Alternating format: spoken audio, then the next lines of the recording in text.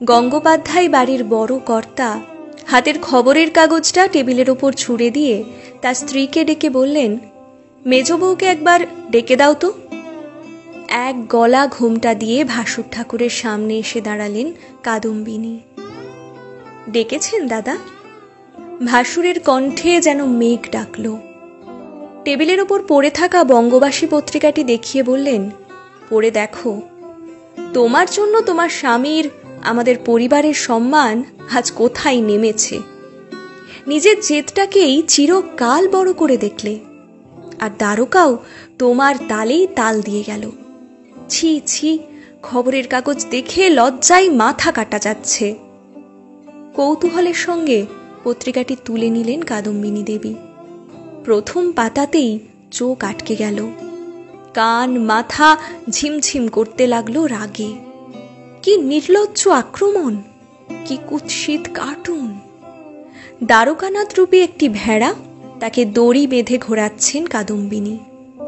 তার পাশে রসিয়ে রসিয়ে প্রকাশ করা হয়েছে তার খবর। রাত বিরেতে কলে যাওয়ার জন্য তুলনা করা হয়েছে বারবনিতার সঙ্গে। ফিস দিলেই শহরে মিলবে যুবতী ডাক্তারের সেবা। কি নির্লজ্জ ইঙ্গিত! রাগে অভিমানে চোখে জল এলো তার। একটা মেয়ে স্বাধীনভাবে বাঁচবে, ঘর সংসার সামলে পড়াশোনা করবে, তাতে সমাজের এত জ্বালা কিসের? তার স্বামী এতে সমর্থন দিয়েছে বলে এত কুরুচিকর আক্রমণ। আর বাইরে কাকে কি বলবেন? তার ভাসুর, তার শ্বশুর বাড়ির সকলেই তো অমনটাই ভাবেন। তবে স্বামী পেয়েছেন ভাগ্য করে। নারী উন্নতির ফাঁকা বলি না, মন থেকে বিশ্বাস করেন নারীদের শিক্ষা, নারীদের স্বাবলম্বী হওয়ার প্রয়োজনীয়তা। নিজের স্ত্রীর পাশে সর্বান্তকরণে দাঁড়িয়েছেন সব সময়। দোষ কি কাদম্বিনীর? 1883 খ্রিস্টাব্দে কলকাতা বিশ্ববিদ্যালয় থেকে প্রথম মহিলা স্নাতকের ডিগ্রি লাভ করার পর তিনি চেয়েছিলেন ডাক্তারি পড়তে। বাধা এসেছিল পদে পদে। প্রথমে সমাজ, প্রতিবেশী, আত্মীয় সকলে চমকে উঠেছিল।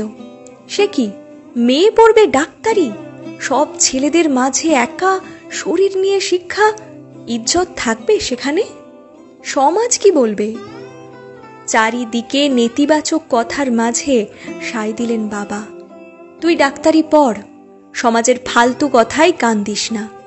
মহিলা ডাক্তার খুব দরকার এই পোড়া দেশের। এরা ধর্ম ধরে বসে থেকে বাড়ির মেয়েদের পুরুষ ডাক্তার দেখাবে না, আবার মেয়েদেরও ডাক্তার হতে দেবে না। মাঝখান থেকে মরবে ঘরের মেয়েগুলো। ডাক্তারি পড়ার সময়ও নানা অসুবিধা। ছাত্রদের থেকে তার প্রতি আগ্রহ যেমন ছিল, টিপ্পনিও ভেসে আসত সময় সময়। সে যেন অন্য গ্রহের জীব। সে প্র্যাকটিক্যাল ক্লাস কিভাবে করবে, স্টুডেন্টরা পরস্পরের শরীর চেক আপ করে।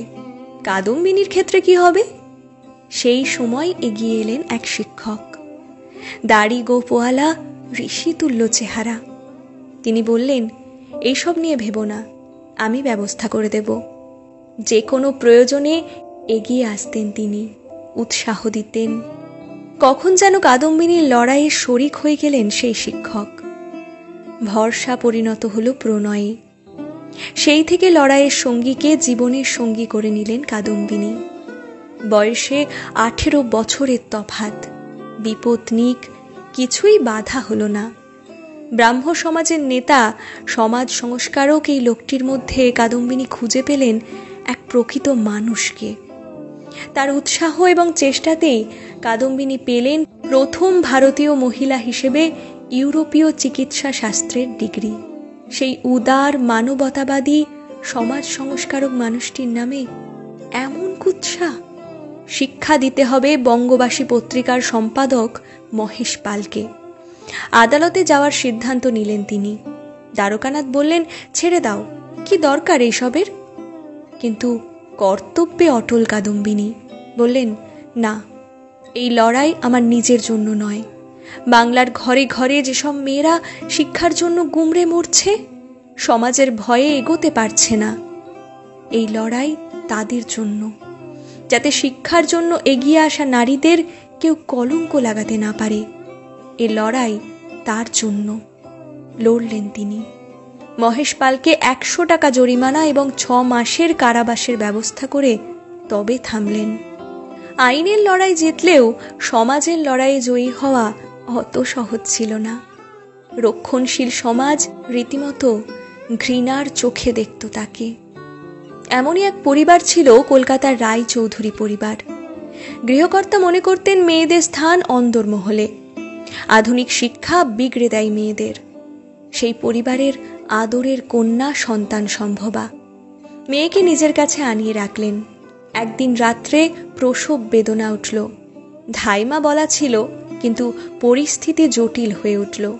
মেয়ে তখন যন্ত্রণায় কাতরাচ্ছে। পরিবারের চিকিৎসকের ডাক পড়ল। তিনি পর্দার বাইরে থেকে শুনে শুনে নিদান দিতে শুরু করলেন। ধাই সুবিধা করতে পারলেন না। আস্তে আস্তে এলিয়ে পড়তে লাগলেন সুলতা। ডাক্তার সেন কর্তাকে ডেকে বললেন, এইভাবে চিকিৎসা সম্ভব না।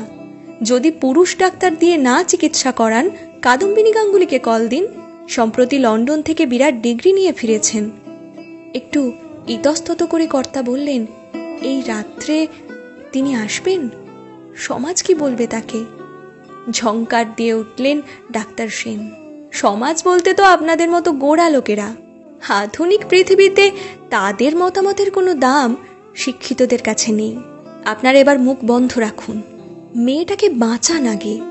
লজ্জা, সংস্কার, ঐতিহ্যের অহংকার চেপে রেখে রায়চৌধুরী বাড়ির গাড়ি গিয়ে দাঁড়ালো কাদম্বিনীর দ্বারে। কাদম্বিনী জানতেন এই রক্ষণশীল পরিবারটিকে। গাঙ্গুলিদের সমাজচ্যুত করার জন্য তারা খুবই সচেষ্ট ছিলেন। সেই পরিবার আজ তার শরণাগত। মুহূর্তে তৈরি হলেন তিনি। গাড়িতেই শুনে নিলেন কেস হিস্ট্রি। তৈরি হলেন মনে মনে। আজ তার আসল পরীক্ষা। রায়চৌধুরী বাড়িতে সেদিন জমে মানুষে টানাটানি। খুব ক্রিটিক্যাল কন্ডিশন, পেশেন্ট খুব খারাপ অবস্থায়। তিনি বললেন, আপনাদের গাফিলতিতে আজ এই পরিস্থিতি। পেশেন্টকে বাঁচানোর আপ্রাণ চেষ্টা করছি, কিন্তু বেবির কোনো গ্যারেন্টি নেই। অবশেষে বেরিয়ে এলেন ক্লান্ত কাদম্বিনী দেবী। ঘরের ভেতরে কান্নার আওয়াজ। না, সে দুঃখের কান্না নয়, কচি গলার কান্না, স্বস্তির কান্না। রায়চৌধুরী বাবু এগিয়ে এলেন। কাদম্বিনী গম্ভীর মুখে বললেন, আপনার মেয়ে সুস্থ আছে, বেবিও পুরো ফিট, নাতনি হয়েছে আপনার। প্রৌঢ়ের চোখে চকচক করে উঠল জল। আপনাকে যে কি বলে ধন্যবাদ জানাই। আশীর্বাদ করুন এ মেয়ে যেন আপনার মতোই ডাক্তার হয়। আপনার ফিস কত দেব মা? হঠাৎ আবেগে রুদ্ধ হয়ে গেল কাদম্বিনীর গলা। ফিস দিতে হবে না, যেটা বললেন সেটাই করুন। মেয়েটাকে শিক্ষা দিন, বিকশিত হতে দিন কুড়িগুলোকে। হুশ করে বেরিয়ে গেল কাদম্বিনীর গাড়ি। এই হলেন কাদম্বিনী, সমাজের কলঙ্ক মেখেও সংকল্পে অটুট। রক্ষণশীল পরিবারের মহিলাদের অসুস্থতার ডাক পেলেই তিনি যেতেন রাত বিরেতে। চিকিৎসার বিনিময়ে সংকল্প করিয়ে নিতেন মেয়েদের শিক্ষা দেবার। তার আদর্শে অনুপ্রাণিত হয়ে বহু নারী এগিয়ে এসেছেন নিষেধের বাধা ঠেলে। এগিয়েছে সমাজ, এগিয়েছে দেশ। আজ ভারতের যত মহিলা চিকিৎসক, সবার কাছে তিনি ভগীরথ, পথপ্রদর্শক। কাদম্বিনী গাঙ্গুলি শুধু চিকিৎসক নন, এক লড়াই, এক সংস্কারক, এক প্রেরণা।